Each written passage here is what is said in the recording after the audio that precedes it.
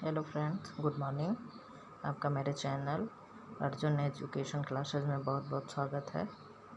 Friends, आज हम देखेंगे जो चार्टर एक्ट कल मैंने डाला था उसमें आवाज़ नहीं क्लियर थी। आज मैंने उसको फिर से रिकॉर्ड किया है। ये देखिए, चार्टर अधिनियम 1833। चार्टर अधिनियम 1833 में क्या क्या अधिकार मिले थे। कंपनी को पुनः 20 वर्षों के लिए बढ़ाया गया। बंगाल का गवर्नर जनरल अब भारत का गवर्नर जनरल हो गया।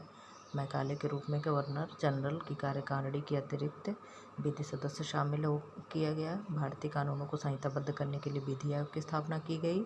दास प्रथा को समाप्त करने की घोषणा की गई। फिर क्या है, चार्टर अधिनियम 1853। इसमें क्या क्या किया गया। अब यह स्पष्ट कर दिया गया कि यदि संसद चाहे तो वह कंपनी के शासन अपने हाथ में ले सकता है। तय किया गया कि नियंत्रण बोर्ड के कर्मचारी का वेतन सरकार निश्चित करेगी और लेकिन उसका भुगतान कंपनी करेगी। डायरेक्टरों की संख्या बढ़ाकर 24 से घटाकर 18 कर दी गई, जिसमें 6 क्राउन द्वारा मनोनीत किए जाते थे।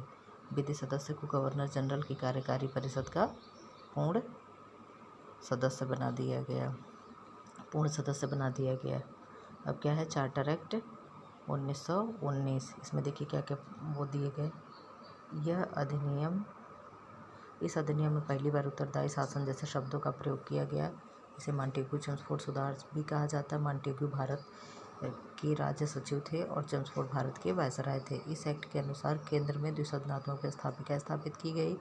पृथक निर्वाचक मंडल का विस्तार किया गया। पृथक निर्वाचक मंडल यानी मुसलमान सिर्फ मुसलमान को और सिख सिर्फ सिख को ही वोट दे सकता था। प्रत्यक्ष निर्वाचन पद्धति की शुरुआत हुई। प्रांतों में द्वैध शासन प्रणाली की शुरुआत हुई। प्रांतीय विषयों को 2 भागों में आरक्षित एवं हस्तांतरित में बांटा गया। अब क्या है, भारत शासन अधिनियम 1935। इसमें क्या क्या दिया गया। इस एक्ट के द्वारा पहली बार संघात्मक सरकार की स्थापना का प्रयास किया गया।